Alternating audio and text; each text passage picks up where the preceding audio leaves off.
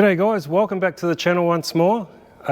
So in this episode I'm going to actually go on with a little bit of bodywork. So up until now we've been doing a fair bit on that bonnet, and I'm up to that point where I wanted to actually install the bonnet locking pins, which means that I had to make the little inserts, little round inserts. Now I did actually start, I've just experimented on a bit of scrap here. I actually thought let's have a go with some pieces from my dimple die set. Now I didn't actually use the dimple die, but I used a couple of pieces like the lower parts of the cutting tools. So that one there, which is actually a little bit big, but this one here, which was actually a perfect fit. I actually tried it in the GT bonnet and that was a perfect fit. So the closest one that I could get for it to stamp into was this one, which was, as you can see, the gap's quite a bit bigger. More than we should have. I reckon we're going to need about 2 mil at the max. But I went ahead and I stamped this in, and the issue is just that it's not sharp enough, basically. There's too much of a curve, and we want basically a 90 degree.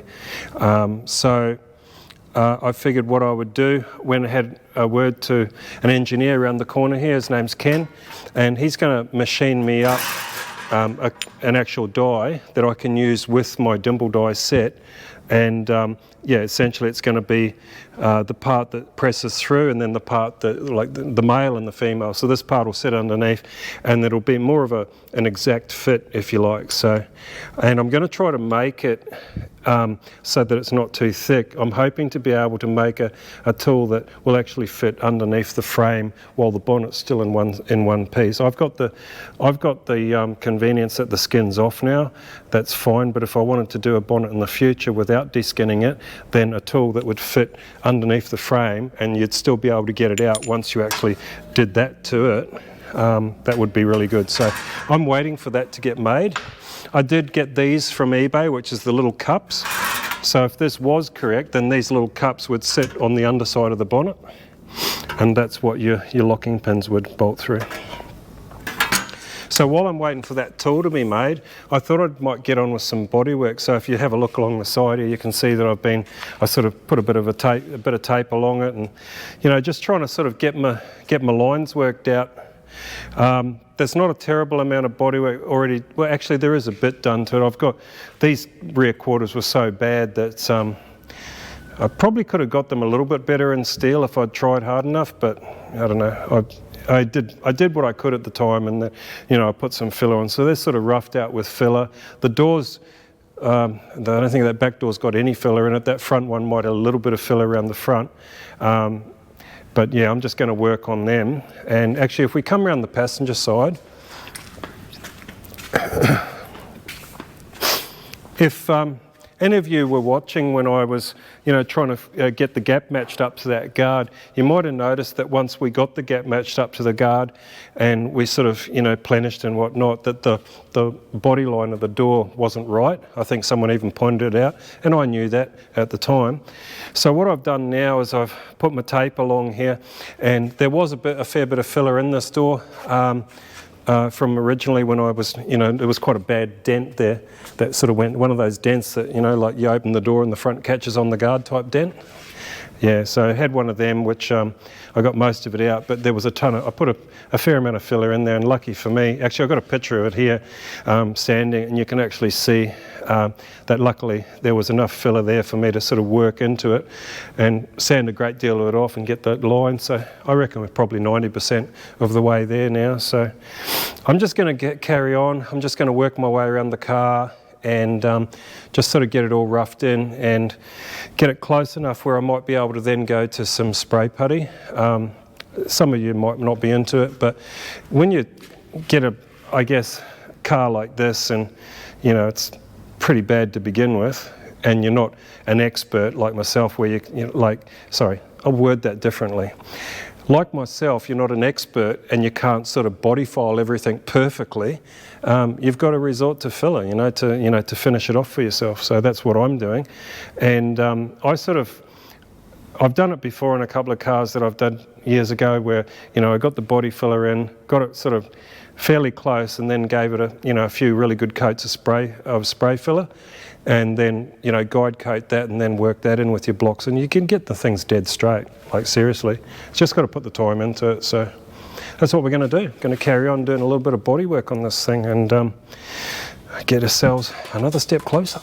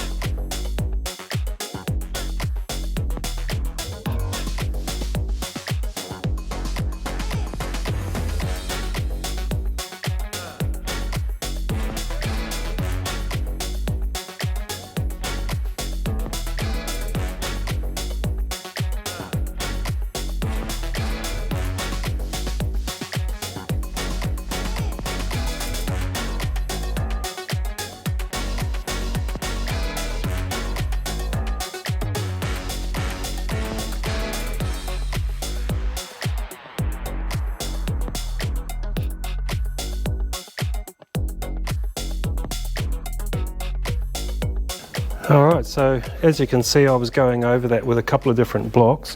One of them was this one. This is one of the linear blocks, and the other one being this quite long block, which is a Jura block, which I actually really like.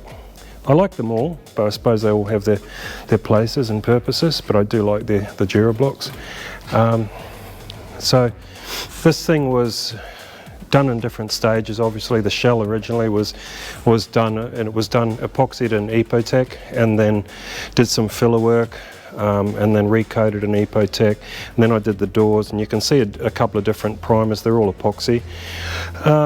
So because this build was very start and stop, I'm probably not really doing things the right way, but either way, we're getting into it now. And I've just identified, low spots that I want to actually fill. Some of these low spots, you'd actually probably get them, with polyester, which I'm going to be doing. But for now, I just want to do as much as I can with the normal 3M filler. So got a low spot just here. I mean, it's fairly good up top and down below, but just in here it's low, and there's not really much I can do about the door. So I'm just going to add some filler to the actual quarter panel, and I'm probably going to need about 2 mil there. And then I've got another section here which is a little low, and then all around this side marker light, which needs touching up. So probably what I'll do is I'll put some on here, and I'll actually do that bit, and then I'll actually smear the whole thing, like give the whole thing a skim coat, or something like that. And then I'm going to add some up here. So I'll go ahead and mix some filler up and then start getting it applied.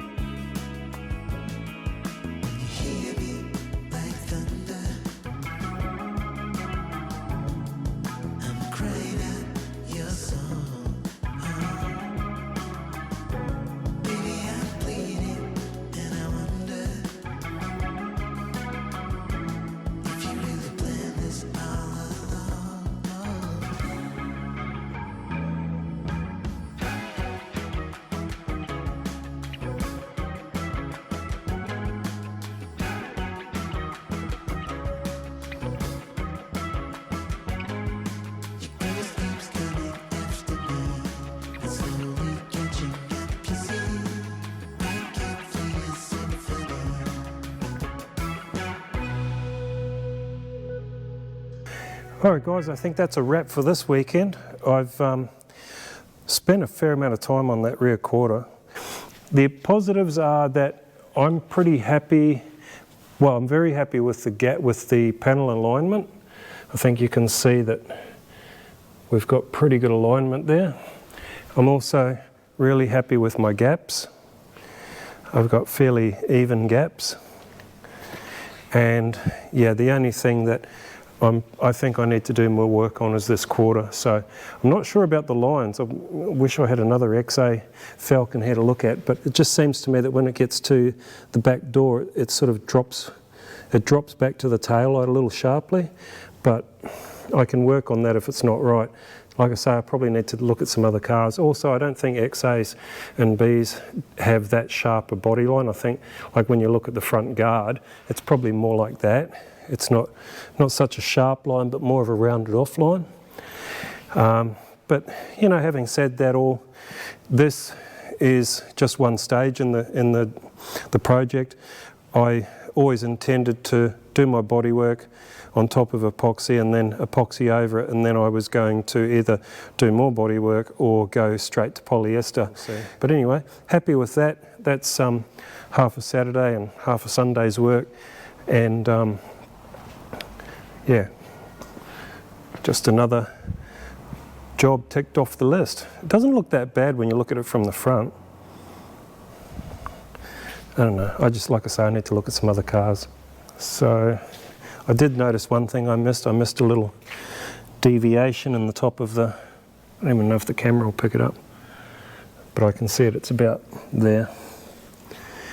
Yeah, so next I guess is get the driver's side done. I don't think the driver's side is as bad. From memory, the quarter wasn't quite as mangled up. So we'll get onto this one. Like I say, I don't think it's anywhere near as bad, and hopefully I'll have that wrapped up next weekend, all going well. So thanks again guys, thanks for watching, and we'll catch you in the next one.